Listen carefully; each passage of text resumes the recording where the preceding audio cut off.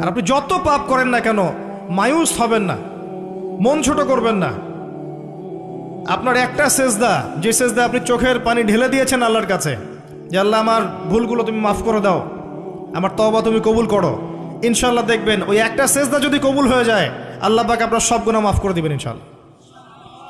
নামাজটা ছাড়েন না, যত পাপ করছেন করেন, আমি বলি নামাজ ছাড়েন না, ইনশাল্লাহ একদিন নামাজই আপনাকে পাপ থেকে বের করে আনবে ইনশাআল্লাহ।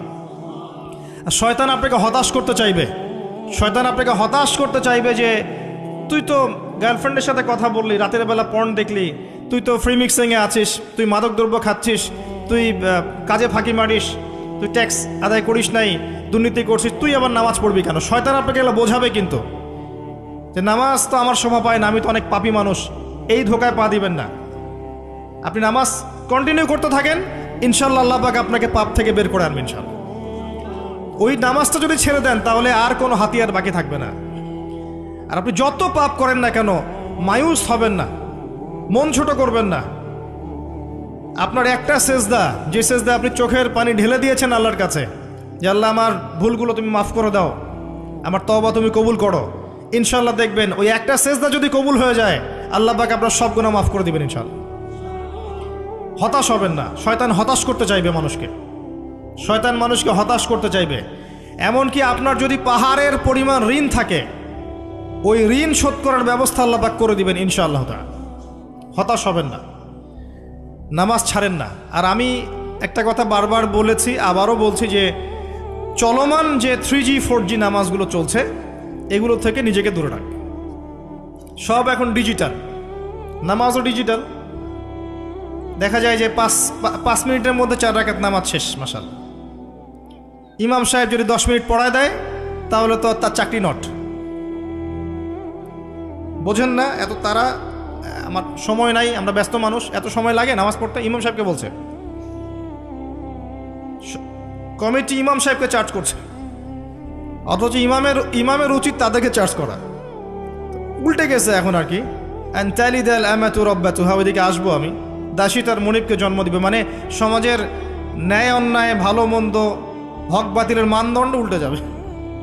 দাসী কখনো মনিবকে জন্ম দেয়? মানদণ্ড উল্টে যাবে। আসেন রিল্যাক্সে নামাজ পড়বেন ইনশাআল্লাহ, আল্লাহ পাক তৌফিক দান করুন।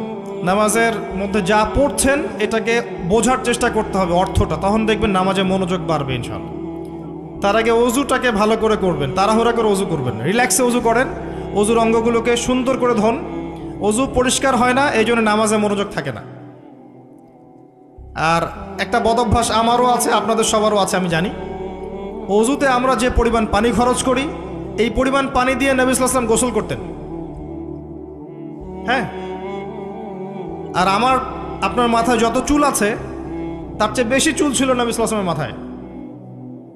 আপনার 2-3 জনের মাথায় যত চুল আছে তার চেয়ে বেশি চুল ছিল নবী সাল্লাল্লাহু আলাইহি ওয়াসাল্লামের মাথায়। তারপরেও তিনি অল্প পানি দিয়ে গোসল করে ফেলতেন। আর আমাদের দেখবেন যার ইমানের জোর যত বেশি, তার ট্যাপের স্পিড তত বেশি। মসজিদে যাবেন দেখবেন জোরে ট্যাপ ছেড়ে দিয়েছে, অজু করতেছে। একজন মানুষের গোসলের পানি দিয়ে একাই অজু করে ফেলে। পানির লেয়ার দিন দিন নেমে যাবে আমাদের এই পাপের কারণে। কুল আরাআইতুম ইন আসবাহা মাউকুম গাওরা, সূরা মুলকের শেষ আয়াত পড়ে দেখেন।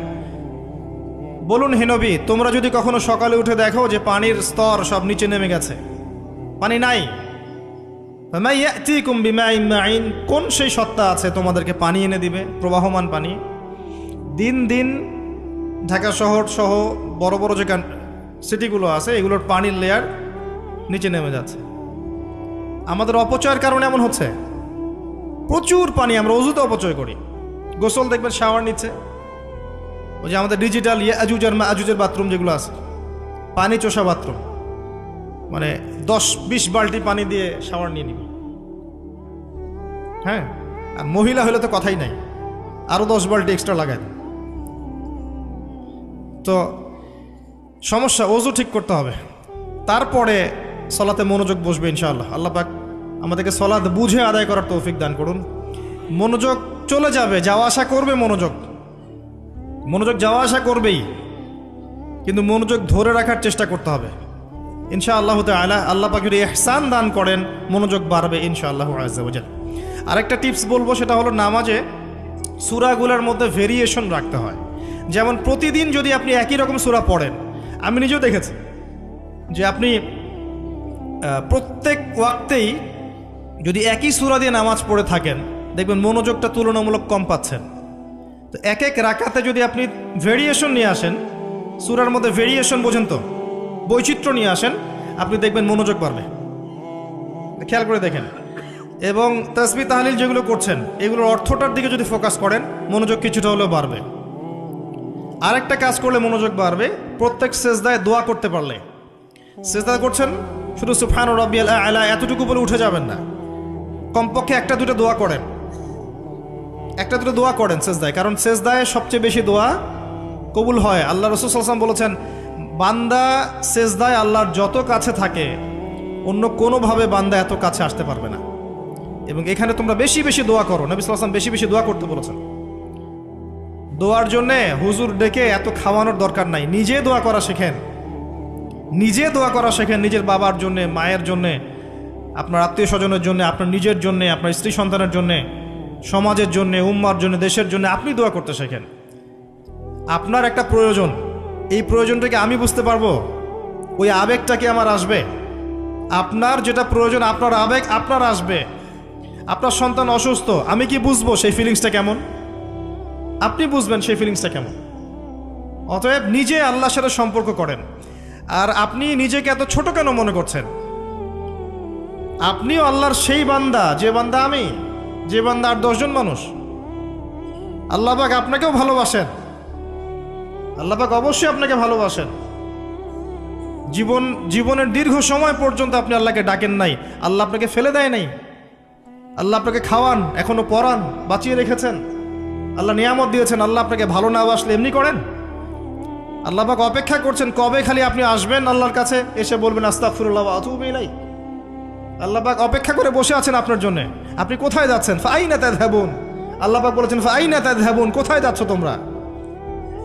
কোথায় যাচ্ছেন? টাকার পিছনে, বাড়ি গাড়ি, স্ট্যাটাস, স্ত্রী সন্তান, ভোগবিলাসের পিছনে? আল্লাহ অপেক্ষা করছেন আপনার জন্য। আসেন, সেজদা করেন। ওয়াসজুদ ওয়াকতারিব, সেজদা করেন, নিকটবর্তী হন। আল্লাহ আপনার জন্য অপেক্ষা করছেন। যাবেন না আল্লাহর কাছে? আল্লাহ পাক সবাইকে আল্লাহর কাছে ফিরে আসার তৌফিক দান করুন। এটাই হোক আমাদের কাছে আসার গল্প, এটাই হোক আমাদের কিসের গল্প? কাছে আসার গল্প। আমাদের জেনার গল্প দরকার নাই। ওদের কাছে জেনা হচ্ছে কাছে আসার গল্প, যার ব্যাপারে আল্লাহ বলেছেন লা তাকরাবু জিনা, ওর ধারের কাছেও যেও না, আর তারা ওইটাকে বলবে কাছে আসার গল্প। ইন্না লিল্লাহ ওয়া ইন্না ইলাইহি রাজিউন। আল্লাহ পাক আমাদের যুবক যুবতীদেরকে হেদায়েত দান করুন, পিতা মাতাদেরকে পরিবারে অনুশাসন বজায় রাখার তৌফিক দান করুন। আমাদের এই কাজগুলোর প্রতিফল কিন্তু আমাদেরকে ভোগ করতে হবে। আমাদের মেয়েদের, আমাদের ছেলেদের, তাদেরকে আমরা কিভাবে বড় করছি এটার হিসেব কিন্তু আমাদেরকে চুকিয়ে দিতেই হবে। পিতামাতাদেরকে বলবো সচেতন হয়ে যান। আল্লাহ পাক তৌফিক এনায়েত করুন, আমিন। আর যারা ওই পথে চলে গেছেন তাদের উদ্দেশ্যে একটা কথা বলবো, সেটা হচ্ছে যে এটা একটা মোহ, একটা ভ্রম। বাস্তবতা হচ্ছে যে আপনাকে প্রতিশ্রুতি দিচ্ছে সে আপনাকে অনেক ভালোবাসে, আদতে সে আপনাকে ভালোবাসে না। আদতে সে আপনার অবস্থানকে ভালোবাসে। আপনি আজ হোক আর কাল হোক এটা বুঝতে পারবেন যে সে আপনাকে ভালোবাসে না, আপনার অবস্থানকে ভালোবাসে। আপনার অবস্থান যদি ভালো থাকে সে আপনাকে ভালোবাসবে, অবস্থান ভালো না থাকলে ভালোবাসবে না। একইভাবে আপনি একটা মেয়ের কাছে যে ভোগবিলাস চাচ্ছেন, একটা ছেলে একটা গায়রে মাহরাম মেয়ের সাথে ফ্রি মিক্সিং করলে তার একটাই উদ্দেশ্য থাকে, সেই মেয়েটাকে ভোগ করা। সুযোগ পেলেই সে মেয়েটাকে ভোগ করে ফেলবে। একইভাবে এই মেয়েও দেখবেন আপনার যতটুকু সামর্থ্য আছে, অর্থবিত্ত যা যা আছে, এটাকে সে ইউজ করার চেষ্টা করছে তার স্বার্থে। বাস্তবিক অর্থে দুজন দুজনকে ভালোবাসে না মোটেই, দুজন দুজনের স্বার্থকে ভালোবাসে। ভালোবাসা আল্লাহর পক্ষ থেকে আসে। কখন আসবে? যখন আপনি হালালের উপর থাকবেন, যখন আপনি বিয়ে করবেন হালালভাবে। অচেনা একটা মেয়ের প্রতি দেখবেন আল্লাহ পাক এমন ডিভাইন একটা লাভ দিয়ে দিবেন, ওয়াজআলা বাইনাকুম মাওয়াজ্জাতা ওয়া রাহমা। আল্লাহ পাক তার পক্ষ থেকে উভয়ের মাঝখানে হৃদ্যতা, ভালোবাসা, মহব্বত দান করবেন। বলেন সুবহানাল্লাহ। এটা ডিভাইন, আল্লাহর পক্ষ থেকে আসবে, ঐশ্বরিক। আর বাকিটা হচ্ছে ঐশাচিক, শয়তানি, প্রবৃত্তির দাসত্ব, ভোগবাদী। এগুলো খেয়াল রাখবেন। এতে করে যা হবে, আপনি একবার আপনার ইজ্জত হারায় ফেললে কখনো ফিরে পাবেন না। অদ্ভুত বিষয়, মানে এই বিষয়গুলোকে আমরা কিছু মনেই করি না এখন। আমরা কিন্তু কিছু মনেই করি না, মনে করি এটা একটা মানে সোশ্যাল কালচার, গার্লফ্রেন্ড বয়ফ্রেন্ড থাকবে, একটা সোশ্যাল কালচার। এভাবে যে কত ছেলে কত মেয়ে, লক্ষ লক্ষ কোটি কোটি নিত্যদিন জেনা করছে, আল্লাহ ভালো জানে। আল্লাহ পাক আমাদের যুব সমাজকে হেদায়েত করুন, আমিন। আর যে প্রশান্তির জন্য আপনি তার কাছে যাচ্ছেন, সেটা তার কাছে নাই। প্রশান্তি আছে কোরআনের কাছে, প্রশান্তি আছে নবীর সুন্নায়, প্রশান্তি আছে আল্লাহর জন্য সেজদায়। তার আল্লাহর জন্য আল্লাহকে স্মরণ করে আপনি কাঁদবেন, প্রশান্তি পাবেন। আল্লাহর জন্য কিছু কাজ করবেন, তার দিনের কোনো খেদমত করবেন, প্রশান্তি পাবেন। আল্লাহর কোরআনের 10টা আয়াত মুখস্থ করেন, মনে এমন শান্তি আসবে যেটা আপনি কোথাও পাবেন না। আমি চ্যালেঞ্জ করে বলছি আপনাকে, আপনি আল্লাহর কিতাবের আজকে গিয়ে 5টা আয়াত মুখস্থ করেন, অর্থটা পড়বেন, কয়েকবার চর্চা করেন, মানুষকে শোনান, আপনি মনে এমন একটা প্রশান্তি পাবেন যেটা পৃথিবীর কোনো জায়গায় পাবেন না। এখানে প্রশান্তি এত এত বেশি মাত্রা আসবে, যার খবর যদি ওই পশ্চিমারা জানতো, তাহলে আমার কলিজায় বোম মেরে উড়িয়ে দিত। কথা বুঝতে পারেন নাই? আল্লাহর পথে চললে যে প্রশান্তিটা পাওয়া যায়, এর খবর যদি ইসলামের শত্রুরা জানতো, তাহলে মুসলিমদের কলিজায় পারমাণবিক বোমা মারত। তারা জানে না কি প্রশান্তি এখানে পাওয়া যায়। আপনি যে প্রশান্তির জন্য এখানে যাচ্ছেন, এটা ওখানে নাই। কোরআনের কাছে আছে, সেজদায় আছে, নামাজে আছে, তাহাজ্জুদে আছে, আল্লাহর জিকিরে আছে। আর নেককার স্ত্রীর কাছে আপনি প্রশান্তি পাবেন। এটা আল্লাহ আপনাকে গিফট দিয়েছেন। আদম আলাইহিস সালামকে আল্লাহ পাক দিয়েছেন না? তার একাকী বোধ হচ্ছিল জান্নাতে, আল্লাহ পাক সঙ্গিনী সৃষ্টি করেছেন।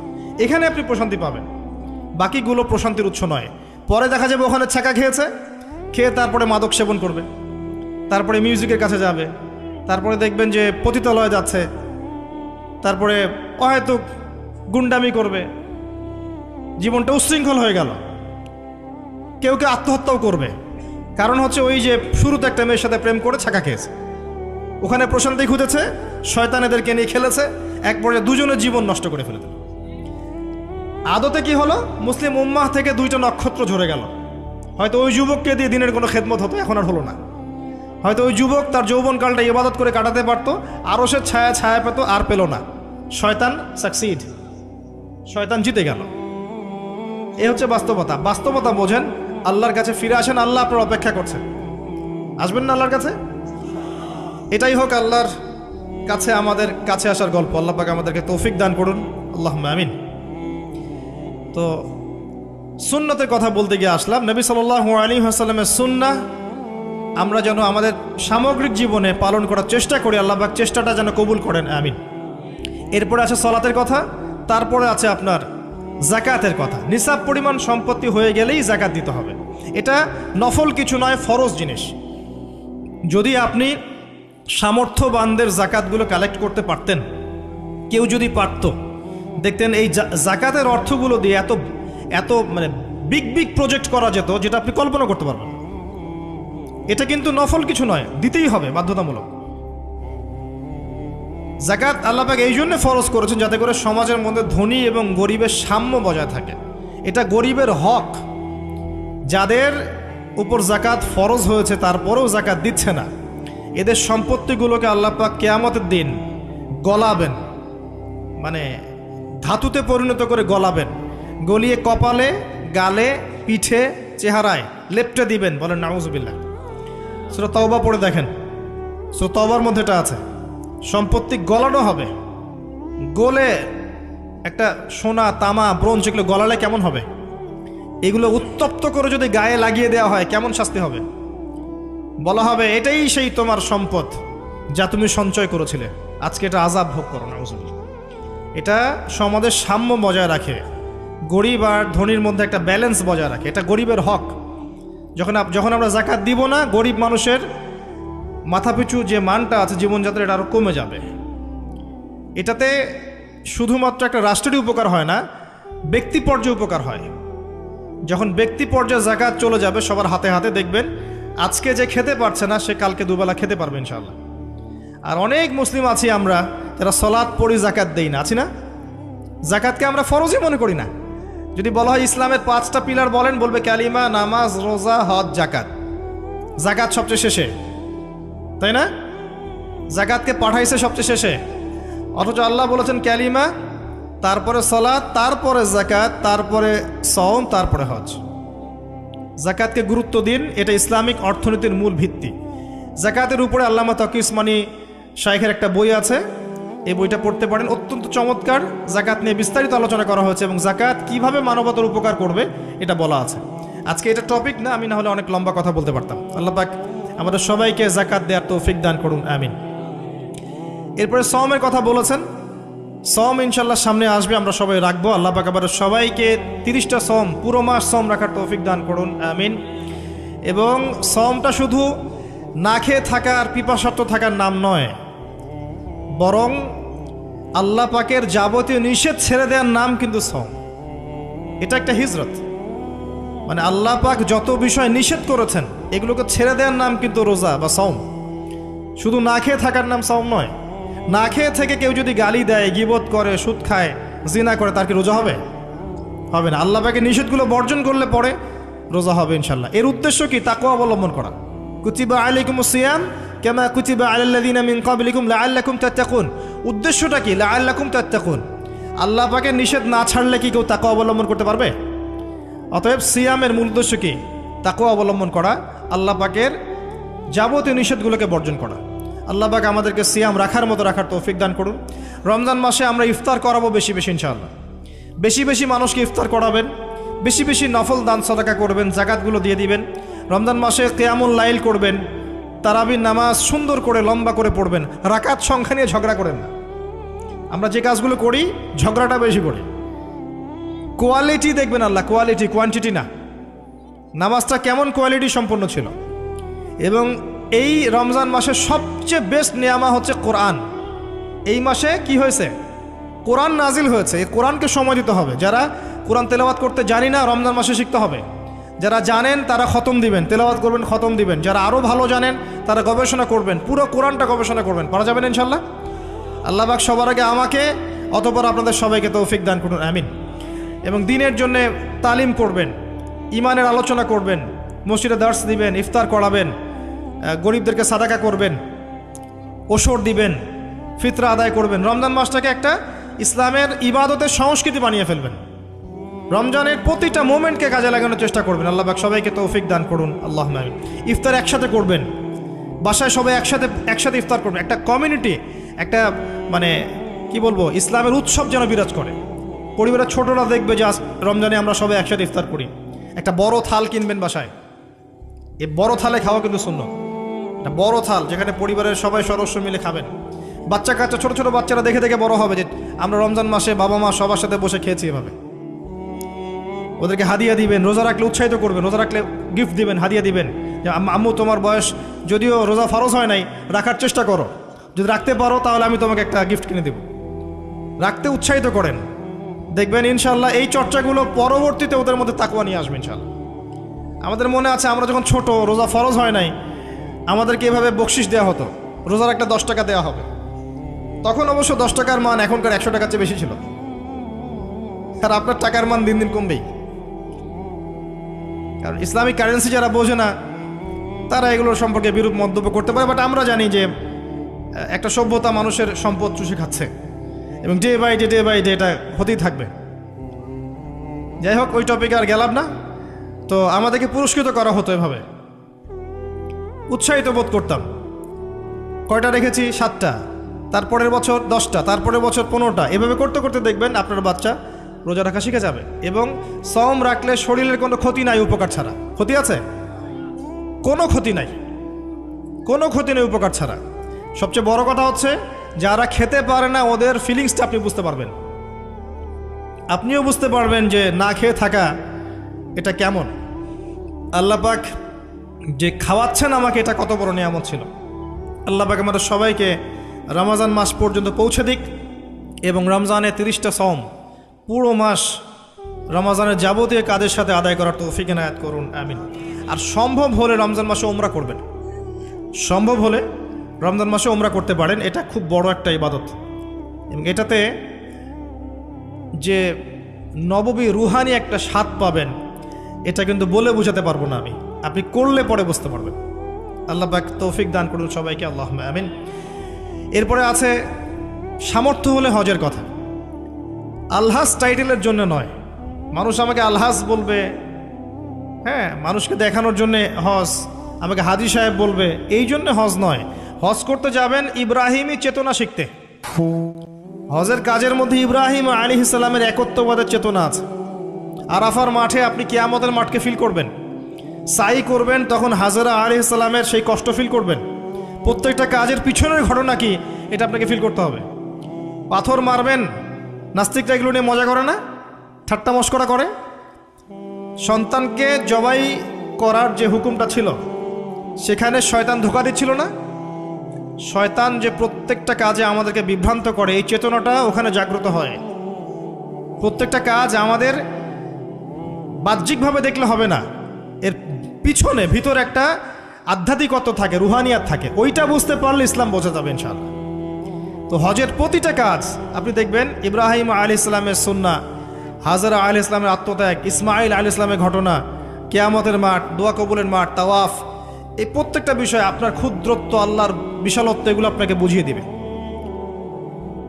শুধু আলহাজ টাইটেলের জন্য নয়, বরং আল্লাহর কাছে আত্মসমর্পণ করার জন্য, প্রকৃত ইসলাম বোঝার জন্য হজ করবেন। আল্লাহ পাক তৌফিক দান করুন। দোয়া করে আল্লাহ পাক সবাইকে জীবনে অন্তত একটাবার জন্য হজ করার তৌফিক দান করেন, আমিন। এটা প্রথম প্রশ্ন ছিল। দ্বিতীয় প্রশ্ন তিনি করছেন, কোন ব্যক্তি? ওই যে ধবধবা সাদা জামা পরা ব্যক্তি, মনে আছে না ভুলে গেছেন? সে কোথায় বসে আছে? হ্যাঁ, সামনে, হাঁটুর সাথে হাঁটু লাগিয়ে, হাত কোথায়? উরুর উপরে। উস্তাদের সামনে বসার আদব এটা, উস্তাদের সামনে বসার আদব। দ্বিতীয় প্রশ্ন করছে, ও এবার সেই ব্যক্তি বলছে সাদাক্ত, আপনি সত্য বলেছেন। এবার পাশে ছিলেন উমর রাদিয়াল্লাহু আনহু, তিনি বলছেন ফাআজিবনা লাহু, আমরা অবাক হয়ে গেলাম। ইয়াসআলুহু ওয়া ইউসাদ্দিকুহু, সে নিজেই প্রশ্ন করলো, নিজেই আবার সত্যায়ন করছে। কে এই ব্যক্তি? কারণ যে প্রশ্ন করে সে কি সত্যায়ন করতে পারে? আপনি জানতে এসেছেন, একটা বিষয় জানতে এসেছেন, উত্তর পেলেন, আপনি নিজেই বলছেন হ্যাঁ আপনি সত্য বলেছেন, তার মানে আপনি আগে থেকে জানেন, তাই না? এবার দ্বিতীয় প্রশ্ন করছেন তিনি, ইয়া মুহাম্মদ, বলেন সাল্লাল্লাহু আলাইহি ওয়াসাল্লাম, আখবিরনি আনিল ঈমান, আমাকে ঈমান সম্পর্কে বলুন।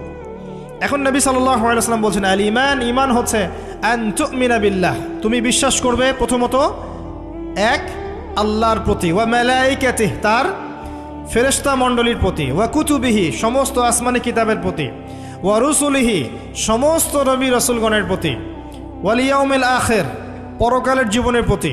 6 নাম্বার, ওয়া আন তুমিনা বিল কদরি খায়রিহি ওয়া শাররিহি, এবং তুমি ঈমান আনবে, বিশ্বাস করবে তাকদীর বা ভাগ্যের ভালো মন্দের প্রতি। এই 6টা বিষয়ের প্রতি মনে বিশ্বাস করবে, মুখে স্বীকার করবে এবং কাজে বাস্তবায়ন করবে, এর নাম হচ্ছে ঈমান। মনে থাকবে কয়টা বিষয়? 6টা। এখানে একটা কথা আমি বলি, আগেও বলেছি আবার বলছি, এই 6টা বিষয় গায়েবের বিষয়, এগুলোকে আপনি যুক্তি, বিজ্ঞান, দর্শন দিয়ে প্রমাণ করতে পারবেন না। পারবেন? পারবেন না। পরীক্ষা নিরীক্ষা, যুক্তি, বিজ্ঞান, দর্শন দিয়ে ল্যাবরেটরিতে বসে কি আল্লাহ, ফেরেশতা, আসমানি কিতাব, নবী রাসূল, পরকালে পরীক্ষা করা যায়? যায় না। এগুলো কিসের বিষয়? গায়েবের বিষয়। আল্লাযীনা ইউমিনুনা বিল গায়ব, মুত্তাকি কারা? যারা গায়েবে বিশ্বাস করে, এদের জন্যই হচ্ছে আলিফ লাম মিম যালিকাল কিতাব লা রাইবা ফিহি হুদাল লিল মুত্তাকিন। তো ঈমানের 6 পিলারকে 3টা কাজ করতে হবে, মনে বিশ্বাস, মুখে স্বীকৃতি এবং কাজে বাস্তবায়ন। যারা শুধু বিশ্বাসটাকেই সব কিছু মনে করে, এদেরকে বলা হয় মুরজিয়া বা শৈথিল্যবাদী। আর যারা কাজ করতে গেলেই পান থেকে চুন খসলেই কাউকে কাফের বলে ফেলে, এদেরকে বলা হয় খাওয়ারেজ বা খারেজি। আহলে সুন্নাহ ওয়াল জামায়াতের আকীদা হচ্ছে মাঝখানে। ঈমানের বেইজ হচ্ছে দুটো জিনিস, মনে বিশ্বাস, মৌখিক স্বীকৃতি। কাজে বাস্তবায়ন হচ্ছে ফুরু বা শাখা। কাজ করতে গিয়ে যদি আপনার ভুল হয়, কবিরা গুনাহ করে ফেলেন, আপনি কাফের হবেন না, বরং ফাসেক বা জালেম হতে পারেন। এবং কবিরা গুনাহ করে ফেললেই কাউকে হত্যা করা জায়েজ নাই, তার তওবার দরজা কি আছে? খোলা আছে। এই হলো ঈমান। তারপরে তিনি আবার প্রশ্ন করছেন, ইয়া মুহাম্মদ, বলেন সাল্লাল্লাহু আলাইহি ওয়াসাল্লাম, আখবিরনি আনিল ইহসান, আমাকে ইহসান সম্পর্কে বলুন।